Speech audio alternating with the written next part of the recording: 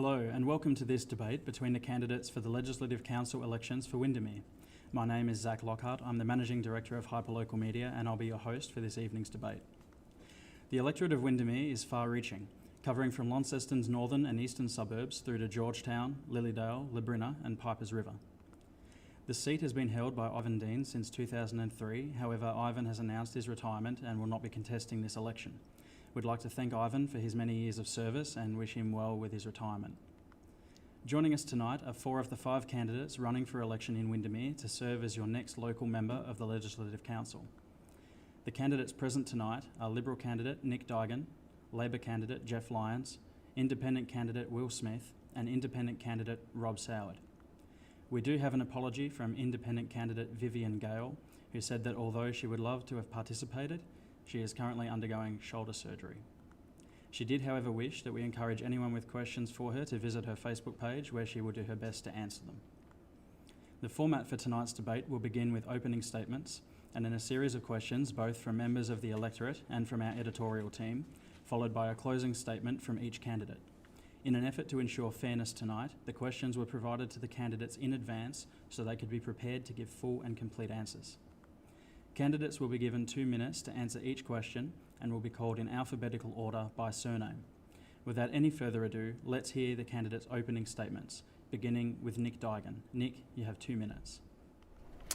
Thank you very much, Zach, and thank you to the team of LE News for putting on tonight's debate. I think it's important. My name is Nick Diagon and I am the Liberal candidate for the seat of Windermere. A lot of people will recognise my face and my name because I've been a local on television here in Tasmania and around the country for the past 30 years. But what I'd like to do is give you a little bit more information about me than that. I grew up on a farm on Flinders Island, a place which I still connect with and I love. I bought my first business when I was in my early 20s. It was a school bus run servicing the East Tamar through Hillwood, Swan Bay, Windermere and Dilston. I eventually grew that business over the years to 10 to 12 school buses employing local drivers, so I've known what it has, known the responsibility of employing people for a long time. My television career is also hinged around small business. I haven't actually been employed as a television presenter by a major television station for more than 15 years. I have my own company. That company operates in the national sphere and we have exported programs around the country and around the world also, most notably Hook, Line and Sinker, the fishing show, but that's also been supplemented by 10 years of a program named Going Bush, which looks into the forest industry, both here in Tasmania and around the country, every state and territory around the country. I have formal educational qualifications in my 40s. I enrolled at the Australian Maritime College and undertook a Bachelor of Business degree there, majoring in maritime management and logistics. I've been an active participant in sporting clubs and I've had ambassadorial roles in the community space with the Royal Flying Doctor Service and of course with National Neighbour Day amongst other things. So I feel that I offer a broad skill set to represent the people of Windermere. Thanks, Nick. We'll now hear an opening statement from Jeff Lyons. Jeff, you have 2 minutes.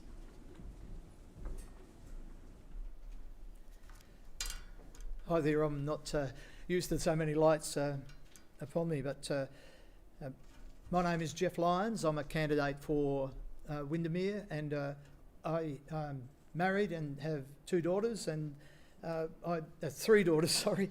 I've lived most of my life in Launceston.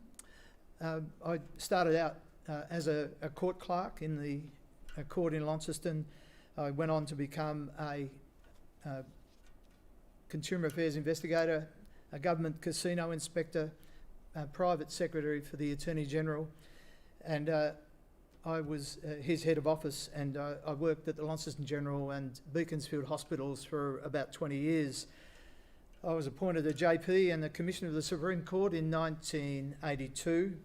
I've been a volunteer with many organisations, many aged care facilities, from 1985 to 2012. Many people would know me through my sporting things, and I've been obviously involved in surf lifesaving for 51 years as a patrolling member. I was in federal parliament, and I've been on the West Homer Council for 5 years. In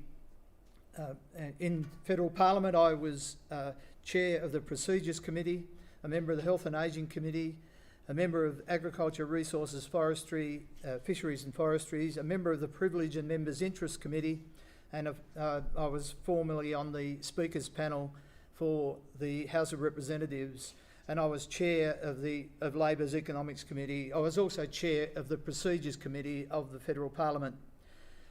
My clubs, I'm a life member of Surf Lifesaving Australia, and I still actively do patrols for surf lifesaving, and I want the job. Thanks, Jeff. Our next candidate we'll be hearing from is Will Smith. Will, you have 2 minutes for your opening statement.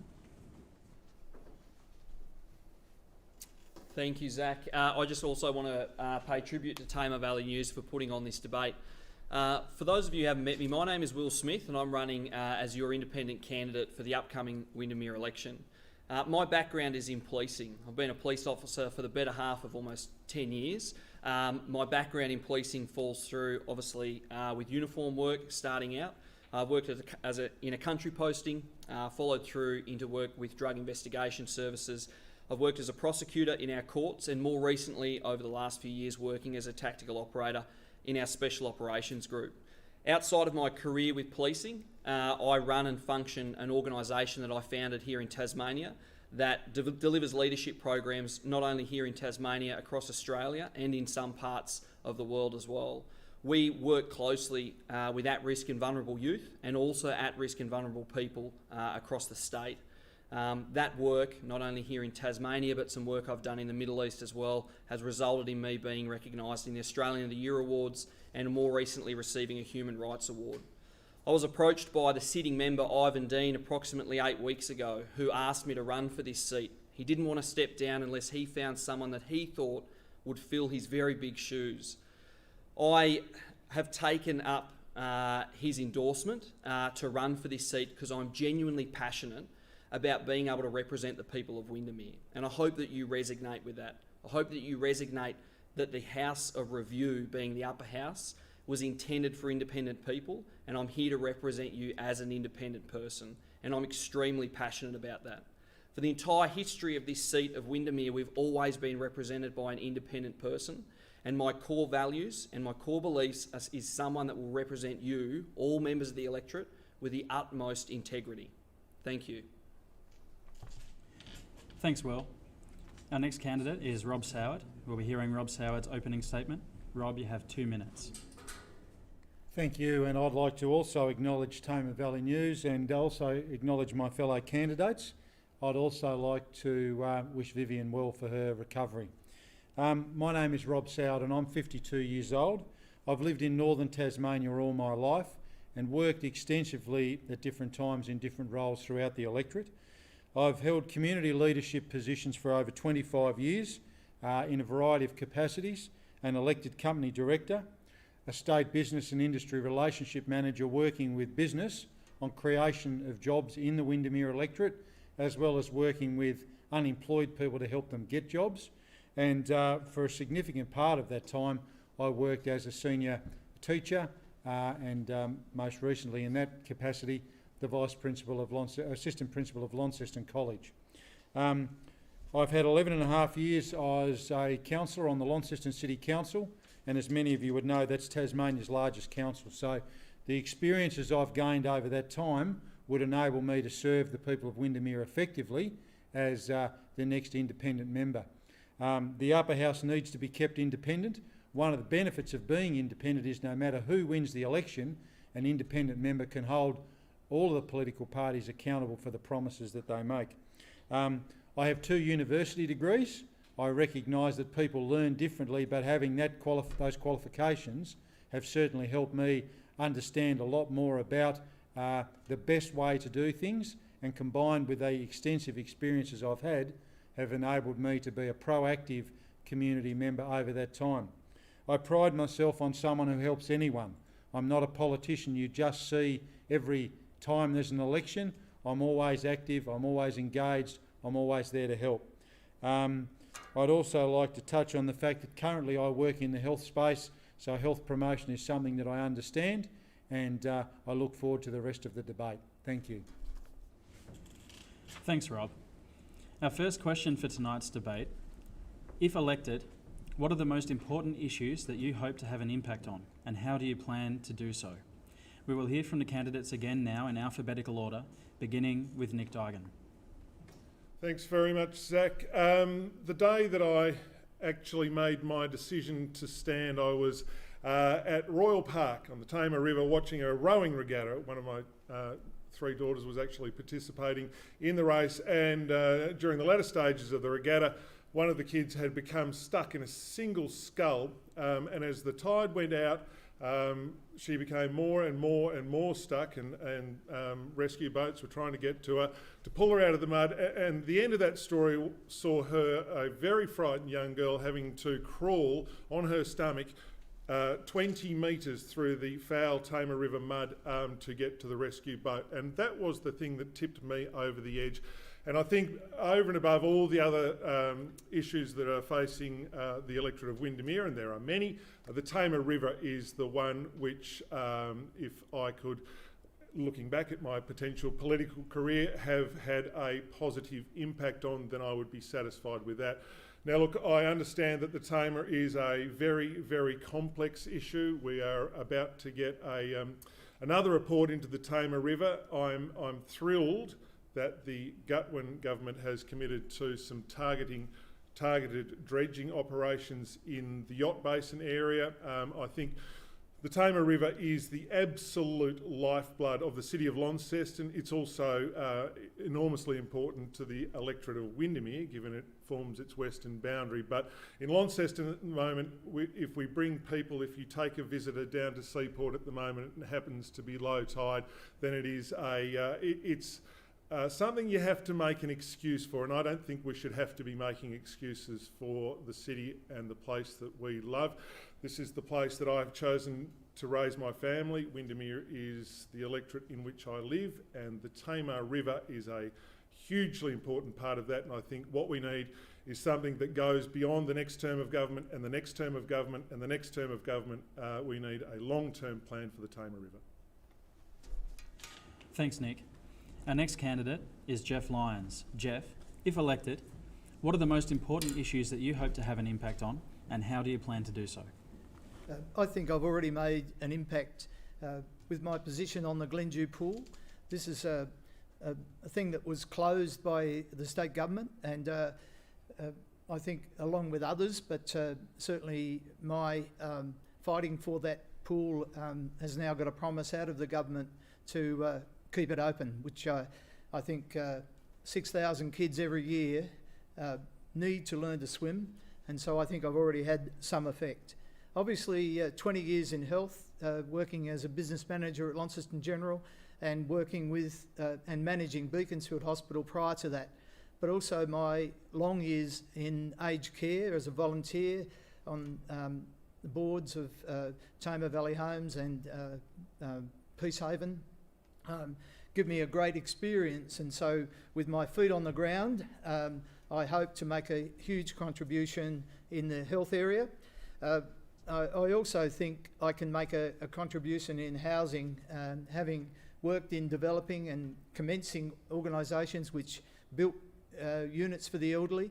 I think I have a great understanding of what we need, and so my contribution will be I'll be having a real red hot go at trying to get more people into housing.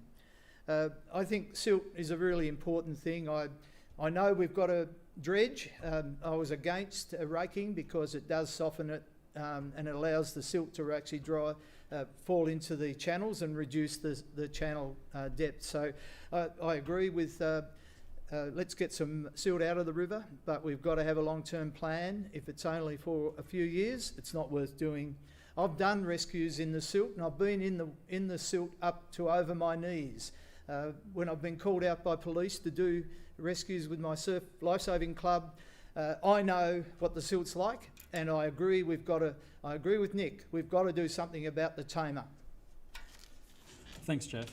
Our next candidate is Will Smith. Will, if elected, what are the most important issues that you hope to have an impact on, and how do you plan to do so?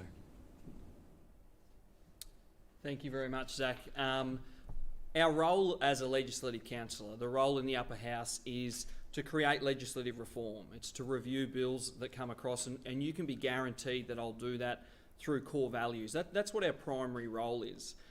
The influence that role carries and the platform that gives us to be able to influence and impact the community as a whole is something that I can do from an independent platform and something that I'm passionate about. So in regards to all our core issues in the state at the moment, through health, through housing, through crime here in northern Tasmania, they're issues that as a legislative councillor we can provide on the ground impact and influence across our whole community.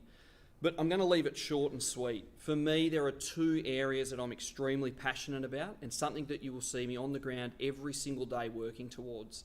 And that's assisting our vulnerable people and working towards reform in our state. That's reform and rehabilitation in relation to our drug use. It's reform in relation to our offending behaviours, our prison system. These areas all directly impact health, they directly impact jobs and all the core issues that our state is facing at the moment. You can guarantee that I'll carry through passion in all of those areas. Thank you. Thanks, Will. We'll now hear from Rob Soward. Rob, if elected, what are the most important issues that you hope to have an impact on, and how do you plan to do so? As I've walked around the community, the thing that I hear time and again, doesn't matter whether the person's 19 or they're 89, is health. People have got a whole range of health stories that aren't good stories. One of the things that I'd already been advocating for in my through my role as a councillor is being a community advocate for improving access to bulk billing. Now, while bulk billing is a federal government responsibility, one of the roles of any politician is to advocate for their community, to listen to their community, to advocate for their community. And in those discussions that I've had some really positive feedback from all of the political parties. So if elected, that to me would be something I would champion, because health affects everyone.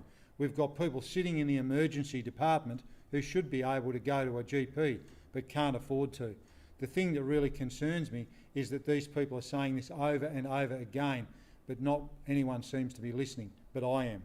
A couple of other issues that have been flagged with me are affordable housing. On two fronts, young people trying to get in to purchase their first home, but also people who are finding themselves in rent bidding wars to try and find a place to rent. The river has been mentioned. I'm a very, very strong supporter of actioning the tier report, which is overdue and is something that we're really waiting on. And again, to me, that has to be the blueprint for how we fix the river. We can't just jump in and do things willy-nilly. That's the blueprint. It's had a significant amount of work go into it. That needs to guide the actions going forward of fixing the Tamar. A safer community. We've seen a spike recently in drug-related crime. So again, we need to help people get off drugs so they're not re-offending. And again, people tell me the health system can help with that. It can't help with it at the moment, and it needs some more funding and support. Thank you. Thanks, Rob. We'll now move on to our next question for tonight.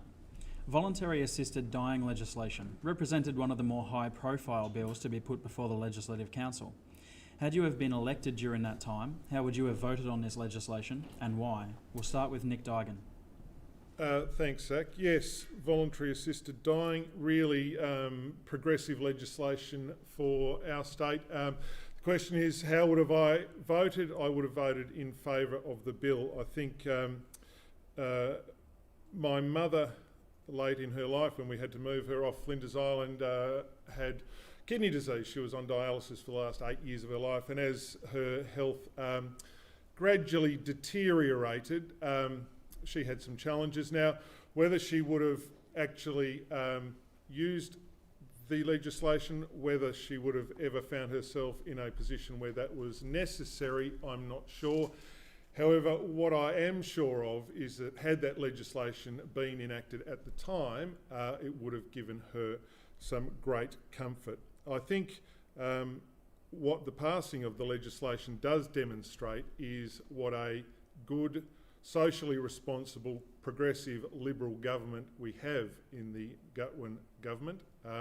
Passing this kind of legislation is notoriously difficult for right-wing governments, but a conscience vote on this issue proved to be, I think, in my view, the very best thing to do. So in the case of voluntary assisted dying, it would have been a yes from me. I would say that with the caveat that we must recognise that there are many people in our community who don't necessarily agree with this, who have different views on these things, and I think we must respect those views. Not only that, we must provide the best palliative care for people in the community. So we're talking about very vulnerable people here.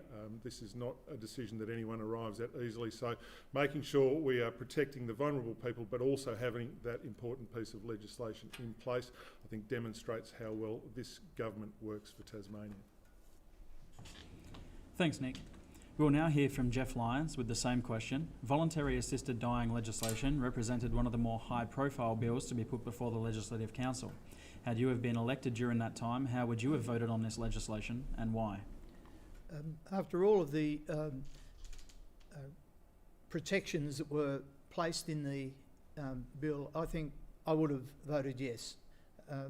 It's a really complex issue. I actually had this conversation with my father, and whilst he wasn't put in that situation, we did talk about what care he should receive if he had a heart attack at the end, or should he be taken to hospital. And the agreement we had was no, he didn't want all the pipes and all of the electronics and things that hospitals can do. But what he had was outstanding aged care. He had really palliative care. And when you look back at what went on in district hospitals, you know, for a century, they've been doing palliative care. What we do need in Launceston, of course, is a proper palliative care centre. And this is obviously how we should be treating people. We should give them the best care we can. We know that aged care has been put under pressure with finances. We do need to properly fund and properly train people in aged care. We need to then, at the end of their life, give them proper palliative care, no pain, and in a more homely environment. We can't have treat people in a hospital room. We shouldn't be treating them in a hospital room when they're in their last days.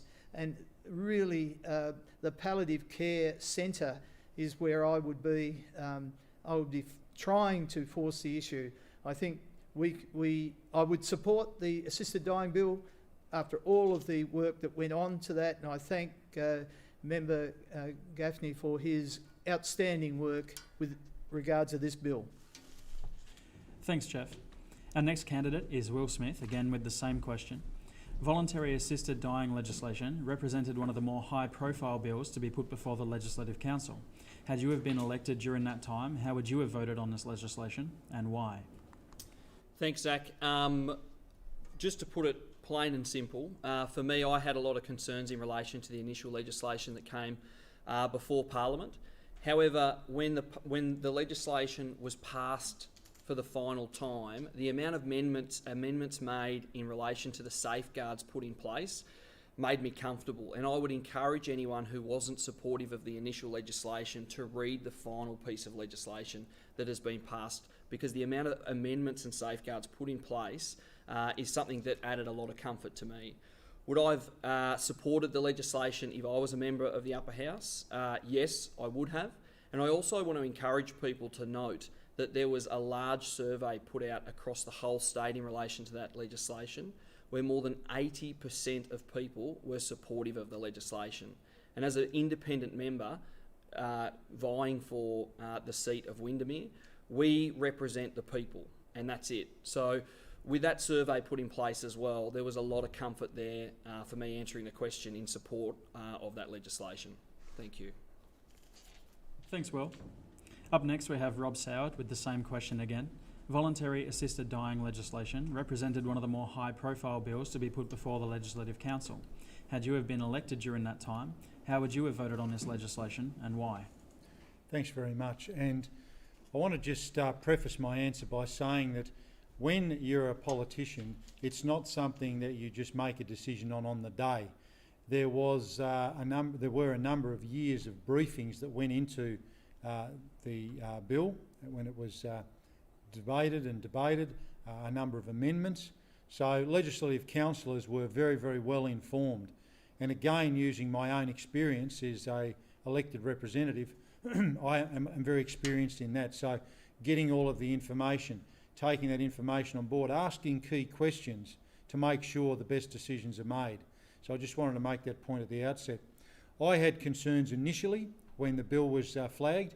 I felt that there were things that it didn't do well enough, but again, through strong advocacy from independent members, including Mike Gaffney, MLC, who drove this, surveying and listening to constituents, and taking on board the concerns that the community had to reflect the amendments, what ended up at the end was something that reflected all of those community concerns. It tightened up areas where people were worried. It explained things where people weren't too sure.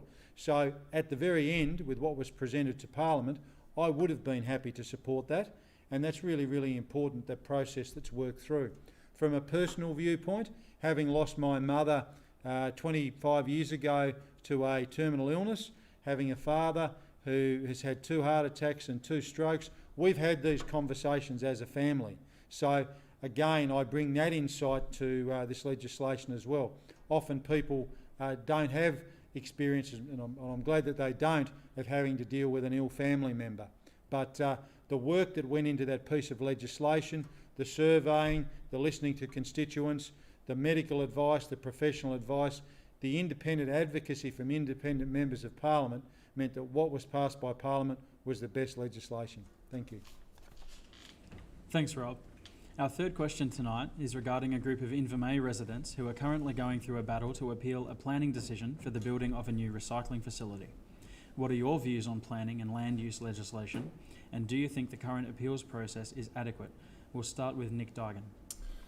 Thanks, Zach. So yes, I understand this one. I have been out in and amongst the people of Invermay, walking the streets, talking to people, and this is one that's on plenty of people's minds. As you mentioned, Zach, this is about a new recycling facility which is being proposed for the end of Churchill Park Drive, and originally the council knocked it back.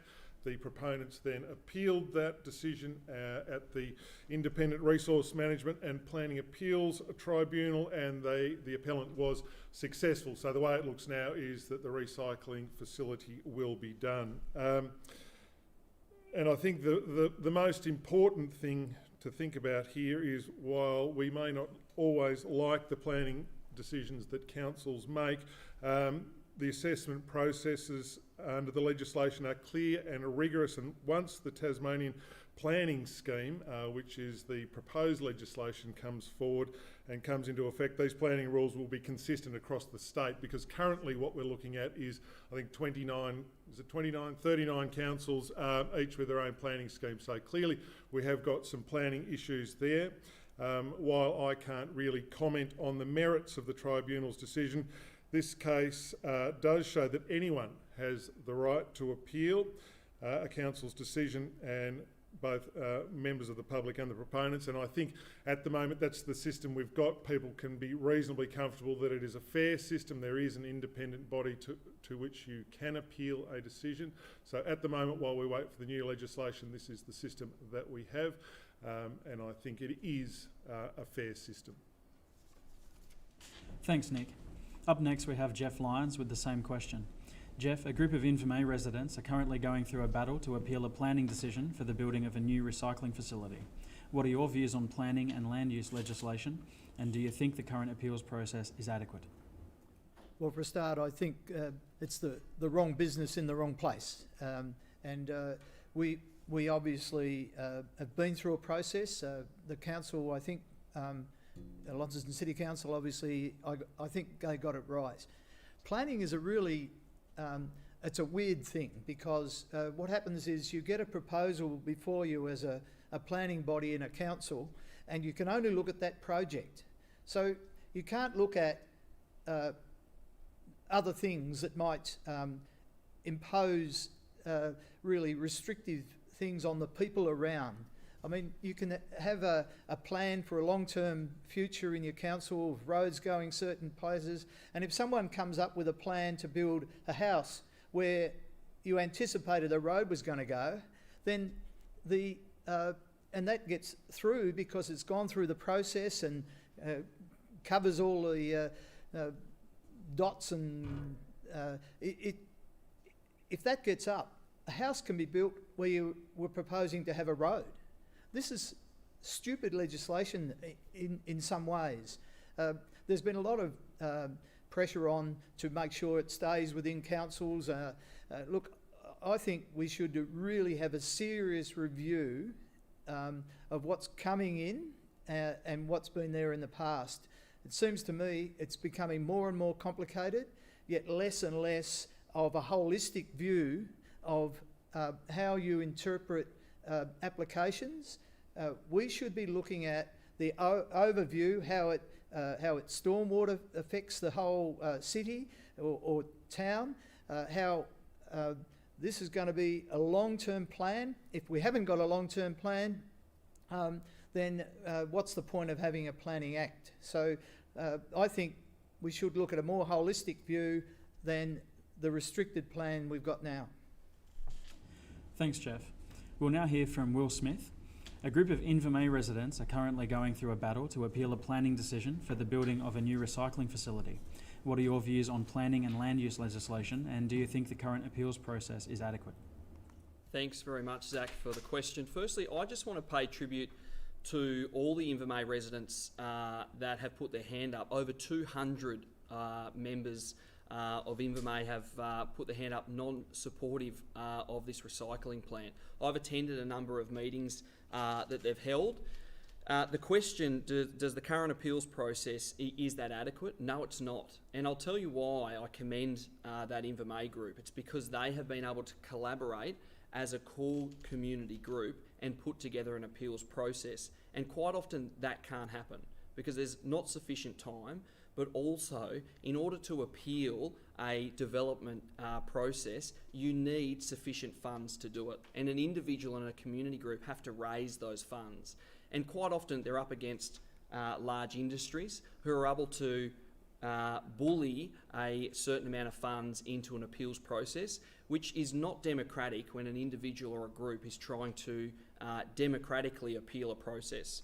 I can guarantee you one of the first bills that the member who is selected out of the five of us will come across in the upper house is the draft Tasmanian Civil and Administrative Tribunal Amendments Bill, which is currently going to be put before the upper house. There are a number of people within our electorate who have contacted me who believe that this bill directly threatens their right to appeal developments, and that's of concern. I read the bill about 6 days ago, and I've read it a couple of times since in certain areas, and I believe it needs amendments. So do I think the current planning and appeals process is adequate? No, I don't, and I believe that it needs reform. Thanks, Will. We'll now be moving on to Rob Soward. Rob, a group of Invermere residents are currently going through a battle to appeal a planning decision for the building of a new recycling facility. What are your views on planning and land use legislation, and do you think the current appeals process is adequate? Thank you. And in standing in front of you tonight and answering this question, I bring 11 and a half years as an elected councillor of the City of Launceston, where quite literally I've sat in on hundreds of planning discussions, including this one. I voted against this proposal at the council table because I felt it was, whilst a good development, it was in the wrong place. Invermere is a suburb, as suburbs do over time, an industrial suburb that's now becoming a very popular, highly livable suburb. And I spoke at council and likened it to a much smaller version of a Port Melbourne or a Balmain, places that were wharves, industrial areas back in the day that now people love living, nice and flat, close to the city. So I wasn't happy with the decision of REMPAT to overturn this. So the Act, to my view, needs urgent reform, but not just for the residents of Invermay. As the most experienced candidate here as far as dealing with council planning matters, there are a number of issues with the Land Use and Planning Approvals Act that need dealing with. And I've raised some of those with former Minister Jensch, and again was in the process of doing so when the election was suddenly called after attending one of the Invermay group meetings. One of the other things that comes through, not just with the Invermay area, but we see multi-unit developments in new subdivisions. So families move into an area, they buy a block to build their dream family home. There are 15 allotments, 14 brand new homes. Someone buys the 15th block and wants to build 10 units on it. So it changes the character of the neighbourhood. The Land Use and Planning Approvals Act needs work, and again, with the experience that I have as a long-serving councillor that's had to deal with the practical fallout of the Act, I will definitely be a strong advocate for planning reform and look forward to acting in that capacity on behalf of the people of Windermere if elected. Thank you. Thanks, Rob. We'll now be moving on to our fourth question this evening. Ivan Dean previously introduced the T21 bill to amend the Public Health Act to increase the legal purchasing age for tobacco products from 18 to 21. While the bill was defeated, would you have supported it if you were elected at the time? Nick Diagon, we'll start with you. Zach, can I firstly say that I think that anything we do that reduces smoking rates in Tasmania, whatever the age group might be, is a good thing and should be looked at very, very carefully. I have 3 teenage daughters all entering this space where smoking and the effects of smoking and the value of smoking is being examined, so it's very pertinent to me. Regarding this legislation, my understanding is that the bill was fairly soundly rejected in the upper house, sort of on the margins of 12 to 3 or thereabouts. A lot of the members didn't support it. I'd be happy to consider any future sort of legislation in this space on its merits, but ultimately one that focuses on the age of smokers appears to be difficult on the basis that it creates some confusion. If you imagine, for example, you live in Queensland where it is legal for you to buy cigarettes and you're 18 years old and you travel to Tasmania and suddenly you find you can't buy cigarettes when you're 18 years old, or you can't buy them till you're 21, that creates problems. The other issue I think that people had a problem with this bill was the fact that it wasn't illegal to smoke cigarettes from the age of 18, it was merely illegal to purchase them. So this bill, while I really embrace what it was trying to do, I think somehow and in some ways missed the mark of what was appropriate to legislate, and in fact the bill didn't get it up to the committee stage. So this wouldn't have been one that I would have been able to vote for. However, it is an issue that I would strongly suggest further legislation be examined, though I think it's probably something that needs to happen on a national stage to make it more doable. Thanks, Nick. Moving on now to Jeff Lyons. Ivan Dean previously introduced the T21 bill to amend the Public Health Act to increase the legal purchasing age for tobacco products from 18 to 21.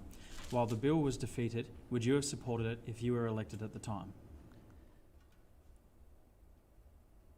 I go back far enough to remember Vietnam, and we were sending people off to war that weren't even legally entitled to drink alcohol.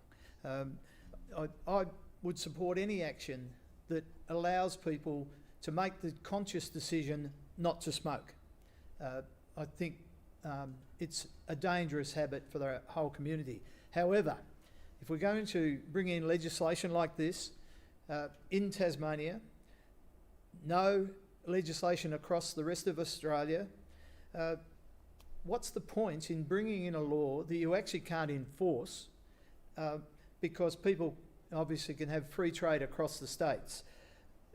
I believe we should try and encourage people not to smoke, to reduce the amount of alcohol they drink, and I think we should have laws that are enforceable and they should be across Australia. That's where I think the T21 legislation dies. It doesn't have sense, it doesn't have logic, but the idea behind it may have been a good one. What's the point in having legislation that you can't enforce? We should be trying to convince people not to smoke of their own will, their own free will and accord, and not try and impose these restricted decisions on adults in our community. Thanks, Jeff. Our next candidate is Will Smith. Will, we have the same question for you. Ivan Dean previously introduced the T21 bill to amend the Public Health Act to increase the legal purchasing age for tobacco products from 18 to 21. While the bill was defeated, would you have supported it if you were elected at the time? Thank you very much, Zach. Look, I'm going to apologise in advance. I'm going to be a little bit passionate in relation to this because I'm passionate about my response. Please understand this. We have just heard both major parties over the course of weeks and weeks and weeks talk about how our state is in a health crisis. We are in a health crisis, and I can guarantee you one of the biggest issues in relation to people's healths are their smoking habits. We know smoking causes detrimental health conditions to people, especially as they age. It's causing massive issues across our country, let alone here in Tasmania. The Labor candidate's outlined in his answer that we shouldn't take away an adult's right to make a choice. However, we create legislative change every single day to do that. We restrict people using illicit drugs. When I leave here tonight, I'm restricted on the speed that I can drive on our roads. We're restricted on how much alcohol we can consume before we drive. There is so much legislative change on adults because we must cater for our lowest common denominator. We must protect young people, and this legislation that was presented does not impact on anyone who is currently smoking. If you're 18, 19, 20 years old, you can continue to smoke. It does not impact on you at all. Who it impacts and influences are our vulnerable young people. Our young people in society who we should be protecting. That's who this one piece of legislation protects. Smoking, whether you like it or not, is not good for you. In fact, it has massive adverse health effects. We cannot support the children of our society growing up and learning to accept that that is a habit that they should take on. It is not acceptable, and both major parties voted against this legislation despite the fact that we have a health crisis in this state. And that is, for me, an absolute disgrace. I would have supported the legislation. Thanks, Will. Our next candidate is Rob Soward. Rob, we have the same question for you. Ivan Dean previously introduced the T21 bill to amend the Public Health Act to increase the legal purchasing age for tobacco products from 18 to 21. While the bill was defeated, would you have supported it if you were elected at the time? Thanks very much, and I'll just start by reflecting on something that I said before for new viewers who may not have heard that. It's very difficult when asked to say what you would have done if you'd have been there, because obviously there are a number of years of briefings and discussions and information sessions run for legislative councillors when this came before them a little while ago. I guess some facts I want to share. I did touch before on losing my mum a number of years ago. My mum died of a smoking related issue. She'd smoked all of her life. She was 59 years of age when she died. So that's something that's impacted on my family. As far as how I see this particular question, one of the best ways, and as I said, I'm a teacher of nearly 24, 25 years duration, one of the best ways to deal with stopping smoking is education. And it's been mentioned about young people, educating young people to stop them taking up smoking, educating people to help them give up smoking. And I know many adults who've received some assistance with that. More can be done in that space.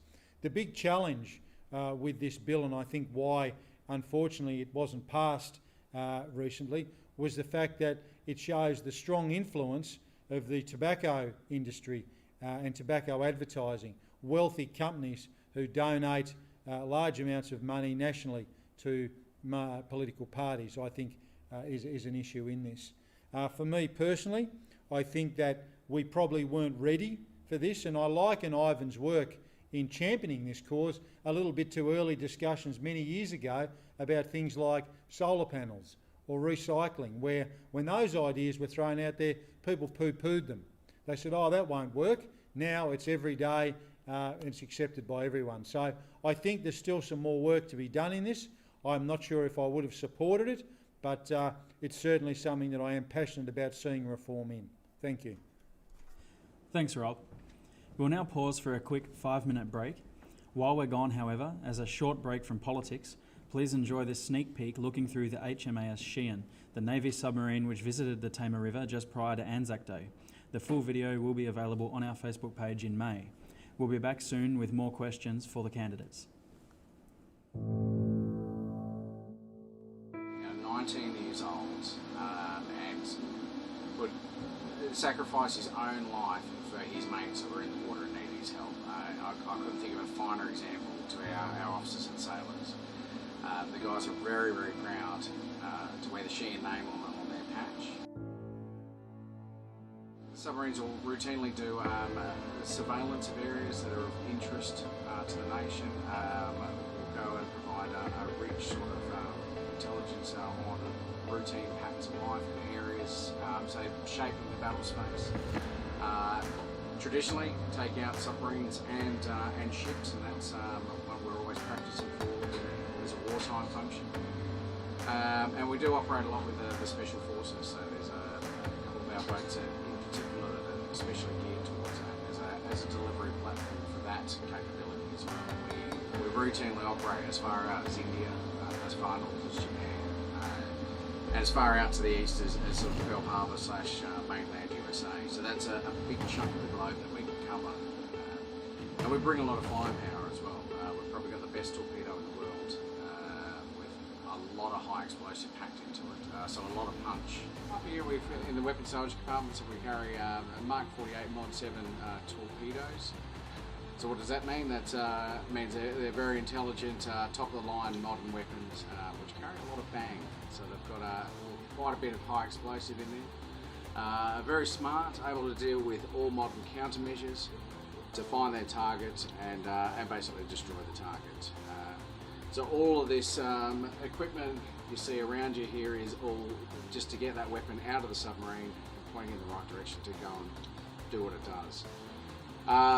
Yeah, we can provide guidance to the weapon, but basically if it was out there on its own, it's got some smarts in it to do the job without any human interaction as well. So a great bit of kit, and I've got a lot of faith in it there. Through here on the tubes, I guess we talked about that, the multiple levels of redundancy there, so having 6 torpedo tubes is probably more than you need.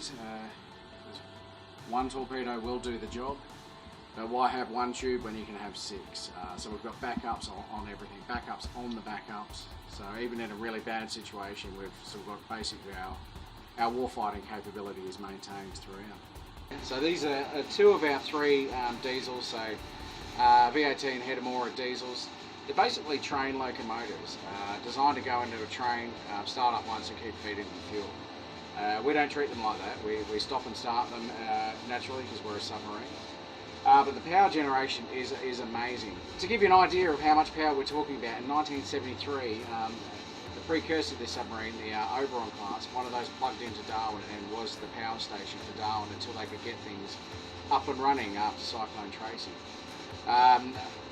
I'd hazard a guess we're probably about 3 times that amount of power generation. So Darwin's grown a little bit, but I'd say if we plugged into Hobart, we'd probably charge everyone's mobile phones quite comfortably.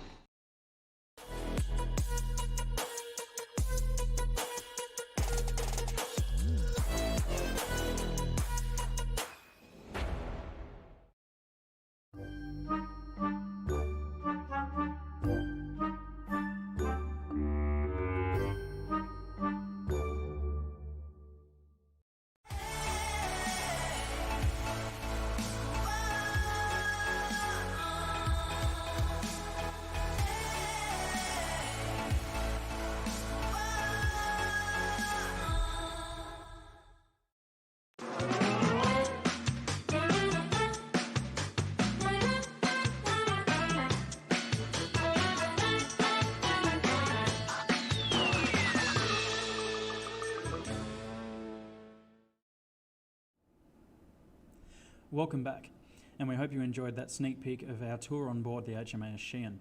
You can see the full video, which will be posted next month, along with an article in Tamar Valley News. Back to the debate now with our next question. The right to peaceful protest is one of the key elements to our democracy. However, problems arise when protesters interfere with the safety of workplaces. How do you view the current bill on protesters, and how would you vote on this matter if elected? We'll hear first from Nick Diagon. Thank you, Zach.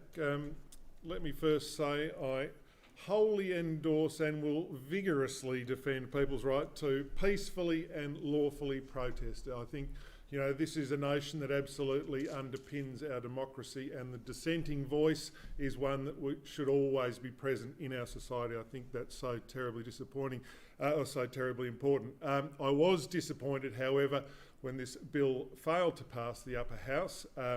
I think that is a great shame. Tasmanians deserve the opportunity to go to work, perform their legal work, safe from radical protesters. I've had the opportunity to attend a few of these kinds of protests in my work as a journalist and subsequently as a filmmaker on forestry.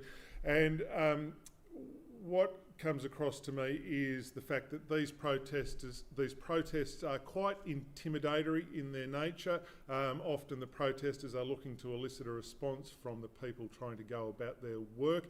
There is a huge power imbalance in that situation. The people who are potentially chained to a piece of equipment or a tree or whatever that might be are able to stay there with no damage to their livelihoods. The people who are there lawfully to carry out their work are taking a hit not only at the workplace but also in their hip pocket as well. So I think it's really important that we get this legislation through.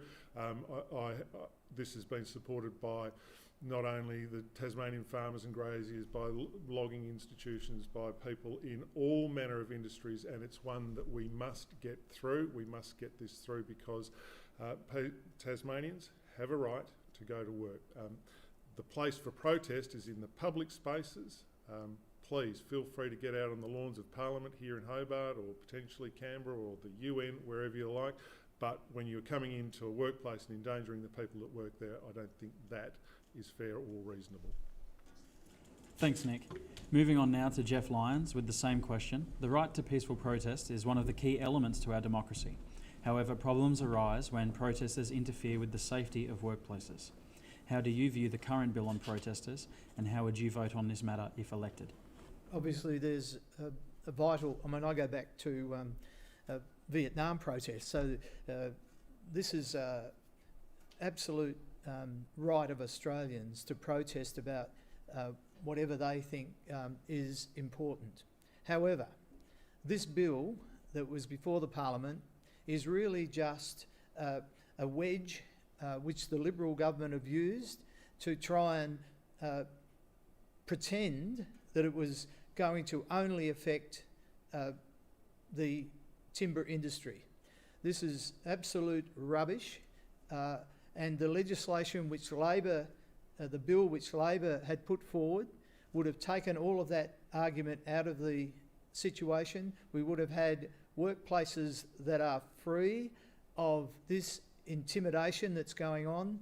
We would have had safer workplaces, but when you're a Liberal government trying to create a wedge, then you bring up the bill that they've rehashed from that which was actually illegal, thrown out by the courts, and they still want to persist with this piece of rubbish legislation.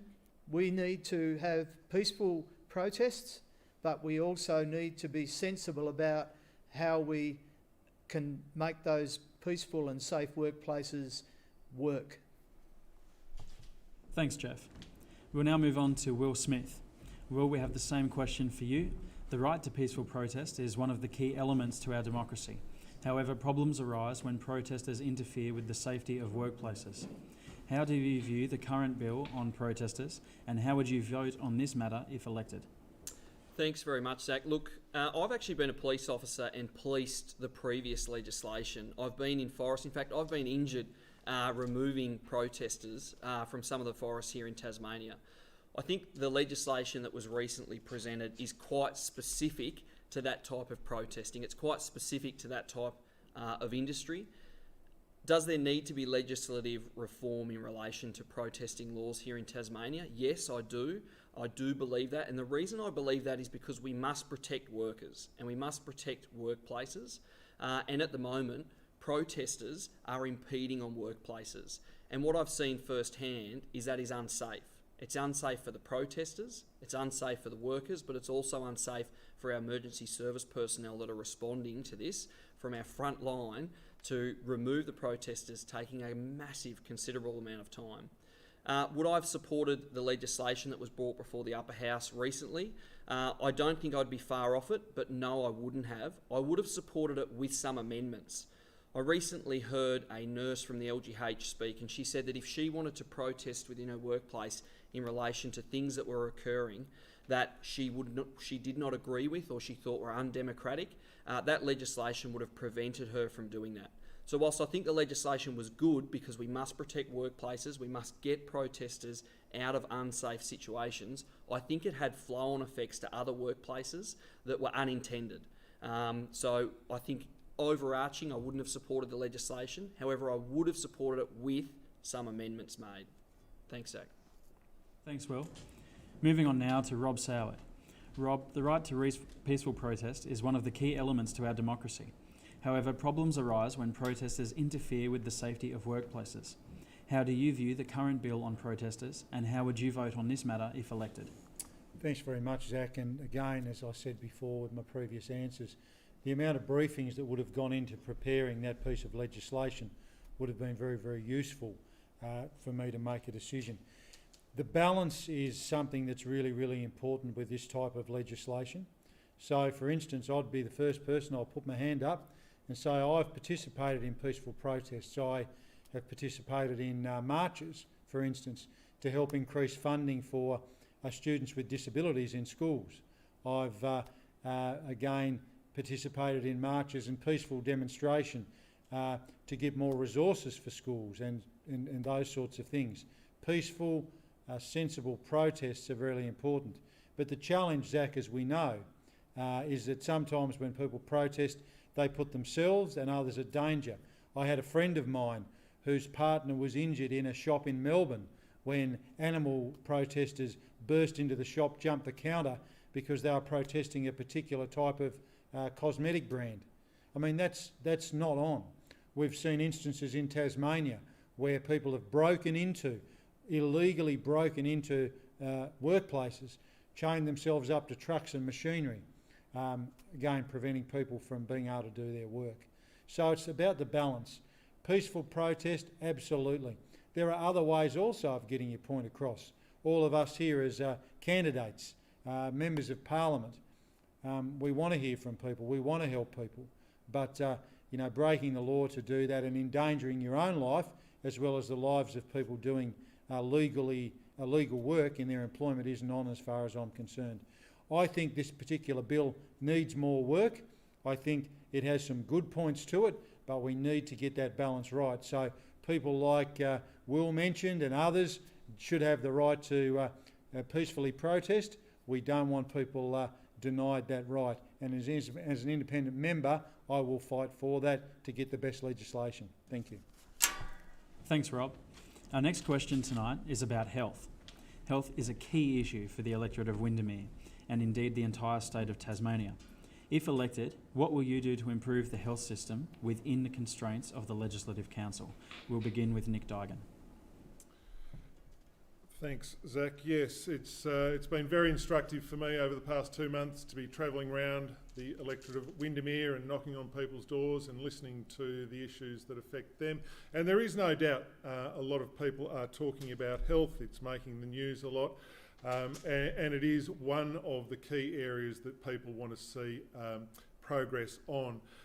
What I would say to the electors of Windermere is if when Liberal government is returned in majority, and if indeed I happen to represent them in the electorate of Windermere, then this is a great opportunity for them to have a real conversation about health, a real conduit to the Minister for Health, a real opportunity to have their health concerns communicated directly to the government, and this is something that can't be offered by an independent member. So I would reinforce that.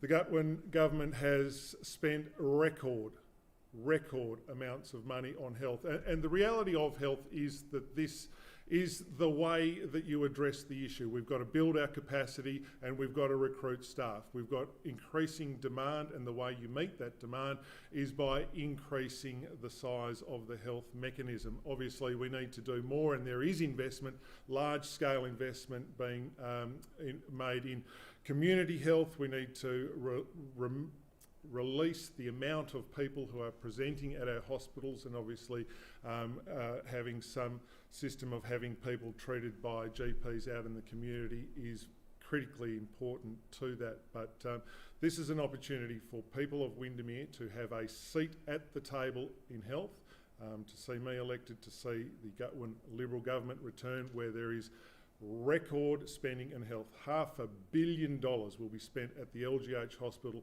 in the coming 10 years. This is a massive, unprecedented spend on health. Thanks, Nick. Our next candidate to hear from tonight is Jeff Lyons with the same question. Health is a key issue for the electorate of Windermere and indeed the entire state of Tasmania. If elected, what will you do to improve the health system within the constraints of the Legislative Council? What happens in health is we have some great people working in health. Nurses, doctors, unbelievable talent, unbelievable treatments that they come up with. The problem is with planning is mostly diseases and cures overcome most of your planning. We have this amazing system, but when they don't get enough money out of government, so they have to, instead of creating a new ward, which we've done, creating a new process for looking after patients, we have to then close a traditional ward to open up another quicker throughput ward. This works sometimes because the turnover can be quicker. You know, once upon a time, before we had various treatments, you'd probably be in hospital with a heart attack for, 14 days. Now, probably one night in ICU after a stenting, and then you're home the next day or the day after.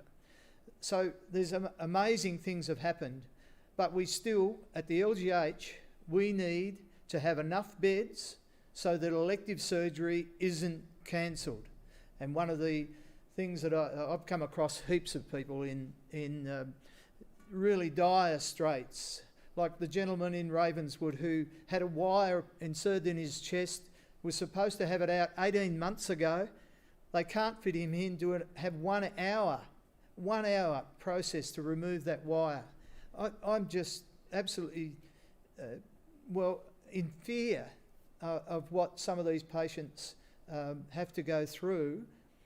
What we need to do is we need to do our action for the patient early, and we have to do it right. And that's the only way you save money for the patient and the healthcare system. Thanks, Jeff. Moving on now to Will Smith. Will, we have the same question for you. Health is a key issue for the electorate of Windermere and indeed the entire state of Tasmania.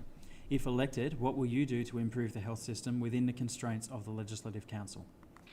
Thanks very much for the question, Zach. Look, I can tell you one thing, and that is a positive, is that both the Liberal and Labor governments have both promised that they will invest huge amounts of money in our health system. Our health system needs investment. In relation to the Legislative Council, be assured that it doesn't matter who is elected in this seat of the Legislative Council, those promises, we hope, will be carried through by the state government. Completely different election to what's going on here in the upper house.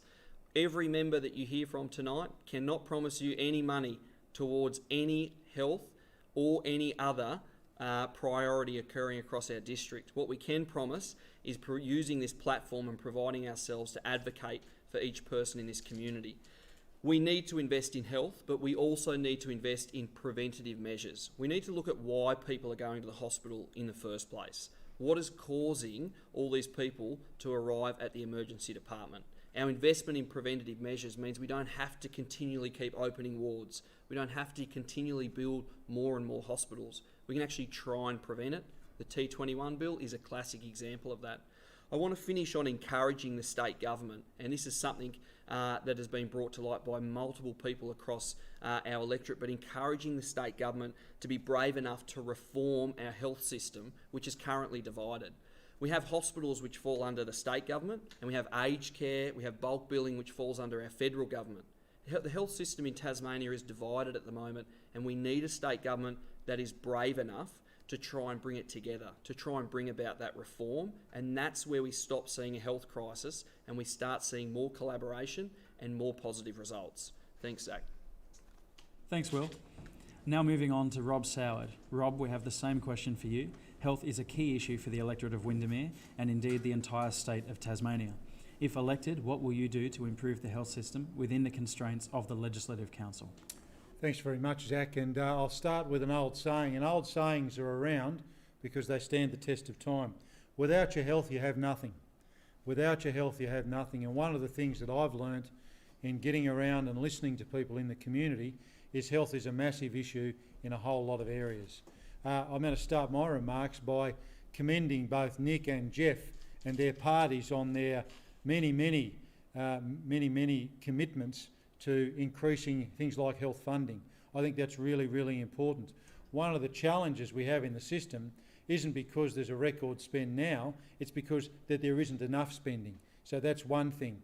The other thing too, and I am currently doing some significant work in the preventative health space, it's actually cheaper to keep people healthier than it is to treat them when they're sick. So an analogy we often use in the community when we discuss this, it's cheaper to prevent someone falling off the cliff than it is to treat them at the bottom when you're wheeling the ambulances and the doctors and the treatments and all that out. So there's a whole range of things I'm advocating in that preventative space. So things like supporting parents through programs like Ticket to Play so their children can afford to play sport, increasing the level of that. Increasing awareness and education around good food and nutrition to keep people healthy. When we're dealing with people who aren't well, I've mentioned before about increased bulk billing. I've mentioned the very, very low take-up rate of that. Now I understand, as I've said, that it's not necessarily just something the state can fix, but to me, politicians should be strong advocates for their community. When I'm talking to the community and listening to the community, they're screaming at me that this is an issue, and it's one that I'm going to champion if I'm successful in this election. I've shown through other causes that I've fought for, I'm not afraid to stand up for the community. It's about fighting for what's right. People are telling me they need help. I'm here to help. Thank you. Thanks, Rob. Our next question tonight is about crime and public safety. Crime in the north has seen an apparent rise lately, with a range of shootings taking place throughout Launceston's suburbs, including Invermere. If elected, how would you work to reduce crime rates and improve public safety? We'll begin with Nick Diagon. Thanks, Zach. The first point I would like to make is I'm not necessarily convinced that crime in the north has had an uptick of recent times. I haven't seen any evidence to support that. There have, of course, been some high-profile firearms cases of recent times. As you walk around talking to people, I would say that I have been almost shocked by how much of a non-issue crime seems to be in the community. I try not to lead people down any particular path when I'm speaking to them and let them respond to me organically. And I must say, I reckon I've had crime as an issue maybe 3 or 4 times, literally. So I think what that speaks to is the fact that police are doing a good job. I think generally speaking, the vast majority of people feel safe in their homes, and they should feel safe in their homes because we live in Tasmania, which is one of the safest places to live in the world. Now, that is not to discount the fabulous work that our police force does in keeping us safe, in solving crimes, serious crimes. The state government, the Gutwin Liberal government, has committed to recruiting a further 50 police officers over the next coming 5 years if re-elected, and that will mean 350 more police officers on the beat since 2014. That is a substantial increase in the number of police walking the streets and the beats of our cities and towns. So that's good. I think people should feel really, really secure in their homes. Tasmania is a great, safe place. I think the one thing I would say is connections in the community are super important. If you go to a place that has a connected community, then there is less crime, certainly that petty crime, that annoying crime. So we need to be working at a community level to bring those rates down. Thanks, Nick. We'll now hear from Jeff Lyons with the same question. Crime in the north has seen an apparent rise lately, with a range of shootings taking place throughout Launceston suburbs, including Invermay. If elected, how would you work to reduce crime rates and improve public safety? One of the important issues here is we've got to get back to being a community. And what's happened over time, we don't seem to have that community. And I think we've got to get people into jobs and we've got to get people into housing. When you have ownership of a community, you take much more pride in it. And this was, after World War II, one of the really important issues that happened. I go back long enough to remember the local policemen who lived in the suburbs, who lived in the country towns, who knew everybody, and even more important, knew their parents. Now I know policing has changed over time and crime is an issue. It is an issue mainly in certain suburbs. In other places it doesn't get mentioned, but crime is an issue. Drugs are an issue. And firearms are an issue. I think we should have either get back to policing the communities, living in the communities and knowing what's really going on, or alternatively having a police flying squad that can go in, sort out problems early, get the thing sorted, and that goes for all sorts of illicit substances. But it also means that we should have a greater knowledge because of people on the ground. I've had people tell me that they've called the police can't chase these people who are on illegal motorbikes, they can't stop the drugs because they can't catch them in the action. Now, that means to me that the intelligence isn't there, and one way to fix that is to get more policing on the ground. Thanks, Jeff. Up next is Will Smith with the same question. Crime in the north has seen an apparent rise lately, with a range of shootings taking place throughout Launceston suburbs, including Invermay. If elected, how would you work to reduce crime rates and improve public safety? Look, thanks very much for the question, Zach. I don't mean to be rude here. I don't know what rock the Liberal candidate is living under, but I can guarantee you that the rise in crime across northern Tasmania is absolutely disgraceful. We've had 10 shootings in the last 6 weeks, just in the north of the state alone. Now, tie that in with multiple stabbings and the amount of car thefts we've seen over the last 2 years. I can guarantee you people watching this webcam viewing tonight that are signed up to Lonnie Chit Chat will not go on Lonnie Chit Chat as a Facebook social media page without seeing a vehicle stolen each and every day. We have recidivist offenders on the run for months at a time in our state that cause an extreme amount of crime. Now, we're only talking about a small number of people that are causing large amounts of crime across our state. We are the only state in the country, including the 2 territories, that does not have a full-time response capability in our state.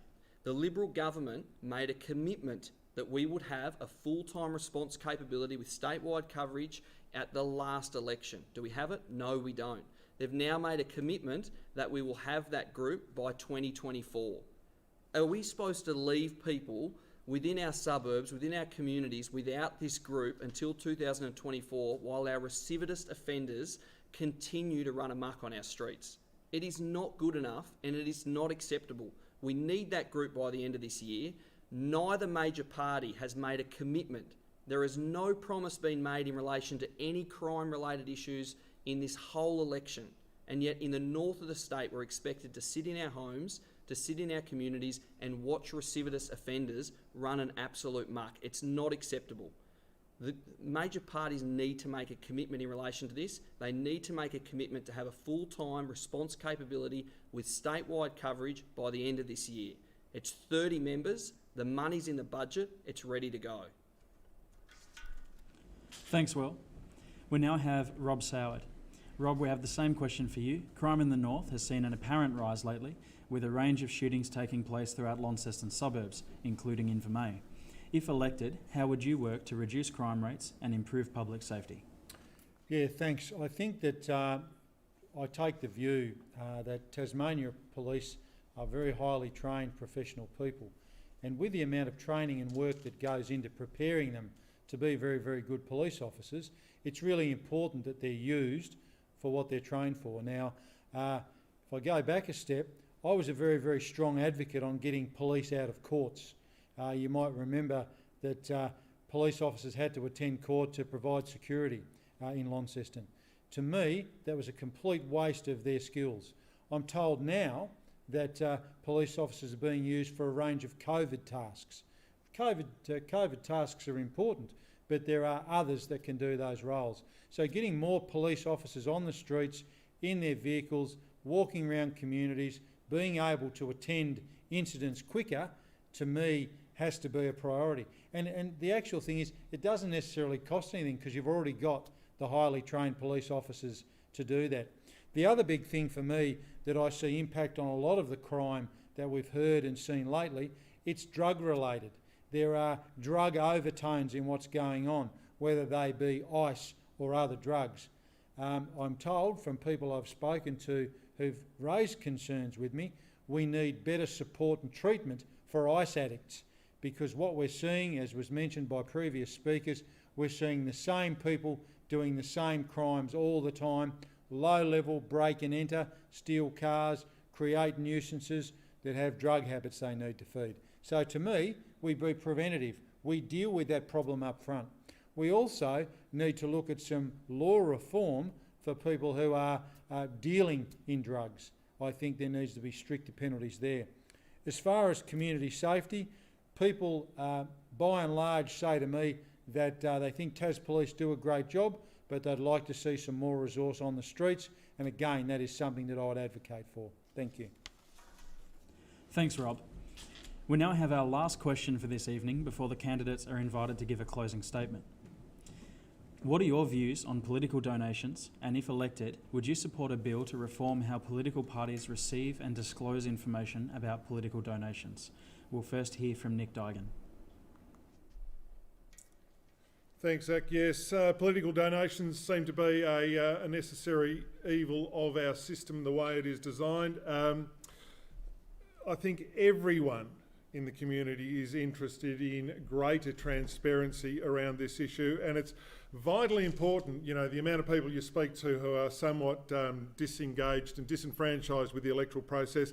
I think it's so important that we reach out to those people so that they can have faith in our process and know where the money comes from. The state government has recently commissioned an Electoral Act review, and the final report was released recently. I believe there were 11 recommendations outlined in that review, and the state government has given in principle support to all 11 of those recommendations. So I think those are important things. We'll see much more transparency around the threshold level at which donations need to be disclosed. That will come down in line with national benchmarks, which are between $1,000 and $5,000. I think that's important. Here in the upper house, it's really interesting. It's been quite instructive for me to run my campaign to a very tight budget. We are limited to spending $18,000, and so knowing exactly where the money is coming from and going to is very, very important. Also, I think we will be looking at a ban on potentially foreign donations, which might work well for us, and also anonymous donations over a certain point. So I accept the need for reform around political donations. I think it's reform that's broadly supported in the community, and it also has my support. Thanks, Nick. Our next candidate is Jeff Lyons. Jeff, we have the same question for you. What are your views on political donations? And if elected, would you support a bill to reform how political parties receive and disclose information about political donations? Yes, I will. There is no doubt that there is very limited transparency in political donations. We know that various businesses give more money to a party that they think is going to win. We have churches who financially support political parties. We have hotel owners who come out and run a campaign of their own, which distorts the political process, in my view, because of unlimited dollars. Now, we know that there have been foreign donations. Foreign governments have supported various candidates and people in Parliament. This should not happen. I believe we should absolutely make this much more transparent, and we should enforce the rules that we currently have. I'm just amazed at the amount of money that various organisations, churches as well as businesses, contribute to various political parties. You've only got to look around the streets of Launceston now and see where political signs are. We're supposed to have only one sign in each residence. You know, the most I've seen is 7. I'd like to know who funds all of those things. We have 18,000 we can spend.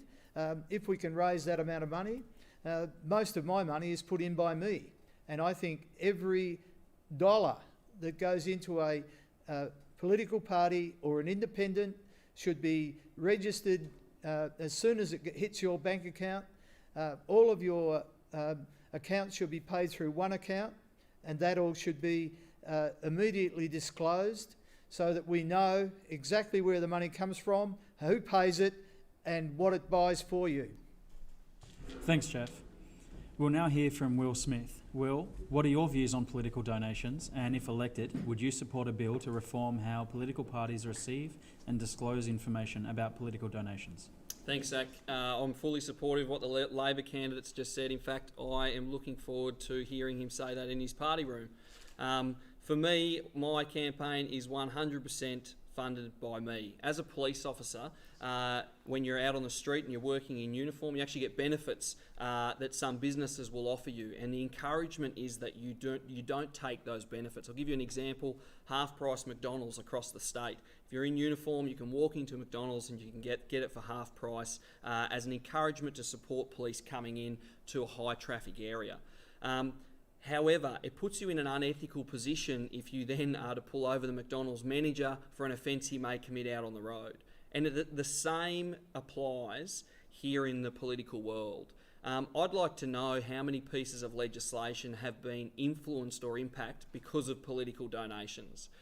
Every single political donation made should be at the forefront and known to every single person within our community, because it affects every single person in our community. We reform, we create, we pass bills and laws that specifically impact you in the community. So we should know who's influencing that. We should know these people who are creating the laws and passing it. We should know who's funding them to be in the position that they're at. It is imperative that we have reform. So Zach, just to answer your question, do I support a bill to reform how political parties receive and disclose information about political donations? Yes, I do, 100%. It's a straightforward answer, and you'll see that vote follow through when I'm in the upper house. So it's just an absolute guarantee. Thanks, Will. Our next candidate is Rob Soward. Rob, what are your views on political donations? And if elected, would you support a bill to reform how political parties receive and disclose information about political donations? Thanks very much, Zach, and it's a very timely question because I was asked this question a couple of days ago, and I'm going to start with the answer that I gave in that forum. For my campaign, there is an $18,000 limit. I've received and accepted 0 donations from the fish farm industry, 0 donations from the tobacco industry, 0 donations from the gambling industry, 0 donations from national or overseas interest groups. 100% of my campaign is funded from my savings. So that's how serious I am about this particular issue. And as other candidates have very correctly mentioned, for individuals we have an $18,000 cap. But sadly, major political parties in other parts of the state, in other parts of the country, in their national offices, accept donations from all sorts of people. Now again, I like to think I'm a pretty common sense sort of fellow. No one is ever going to convince me that an organisation or a group will give hundreds of thousands or millions of dollars for a political party out of the goodness of their heart. No one is ever going to convince me of that. They want something for that money, and we've seen that. Unfortunately, in the lead up to this election, I was very excited that there was going to be some donation reform. But because the election got called early and called on the same day as our election, that wasn't possible. I'm actually, in answering your question, Zach, I can say that I wholeheartedly support donation reform, but I'm going to go even further. If I'm elected as the next independent member for Windermere, an electorate that's been independent for 114 years, not only will I support reform, I will be championing it. I will be at the forefront. One of the first things I do if elected is leading the charge to see some reform in this. People need to know how political parties are funded, and they need to know where that money's coming from and what's expected for it. Thank you. Thanks, Rob. We'll now move to hearing closing statements from each candidate. Each candidate will be given 2 minutes to make their closing statement. Up first is Nick Diagon. Nick, you have 2 minutes. Thank you, Zach. I'd like to begin with the elephant in the room, which is, of course, this notion of independent members in the upper house. We saw 6 months ago Janie Finlay run very, very passionately on this notion that she was a champion of independence and that she would not be bought for fear or favour in the upper house. Well, 6 months down the track, guess what? Janie Finlay is running as a fully paid up member of the Labor Party, and I'd be very interested to know who's funding her campaign. It should also be known that both independents in our debate tonight are, as recently as earlier this year, both members of the Labor Party. So it's all very well to talk about independence and have these high-minded ideals. What the upper house needs to be is functional. Yes, it is the house of review, but what it cannot be is a house of obstruction. It's already reasonably left-leaning. If we go further down that path, then it is very, very bad for Tasmania. Tasmania thrives under good, sensible majority government. What we cannot have is that agenda hijacked by minorities in the upper house. Tasmania needs a plan. We have spent a lot of public money in the past year protecting Tasmanians, keeping Tasmania safe. We've done a fantastic job of that. The next 4 years are critically important, and that's why I'm putting my support behind a re-elected majority government. I think that's super important that we get that, and for that government to be able to deliver its agenda through the upper house. That's why I'm standing here. We have record spending scheduled on health. We have record spending scheduled on education, amongst many other things. The future for Tasmania is so bright. We have billions of dollars of construction work pending. This is our time to shine. This is our opportunity. Thanks, Nick. Moving on now to Jeff Lyons for a closing statement. Jeff, you have 2 minutes. I get a bit amused sometimes when people talk about preventative health measures and they don't seem to come out with specifics about that. I know we've got to look after lifestyle and all of that, but in my lifetime, seatbelts have been the greatest preventative health measure that I've actually seen. There may be others that are better. I'm trying to stop smoking and all that. However, seatbelts actually do save lives, and that's one of the great preventative health measures. I like to say that the Gutwin government has followed health advice to the letter, and I think all the premiers around Australia have done a great job because they've taken the health advice. The thing that I wish is that they could get out of Hobart come into Launceston General and actually see what's going on. And I don't mean a cultivated time by the management of the LGH, cultivating what the minister sees. I mean, get in there, hands-on, have a look at really what's going on. If you take advice for COVID, you take medical advice. Why don't you take the medical advice about our hospitals? Look, we can't have people who can't afford to see doctors. I go back to before the Whitlam government, when people were being sued because they couldn't get to a doctor without paying. Then the warrants of execution had come, you go and take their TV and try and sell their TV on them. Look, people now are at home trying to live on $100 a week. Let's do something about getting that throughput at the LGH back to where it should be, and I believe where it will be in the future with a Labor government and me in the Legislative Council. Thanks, Jeff.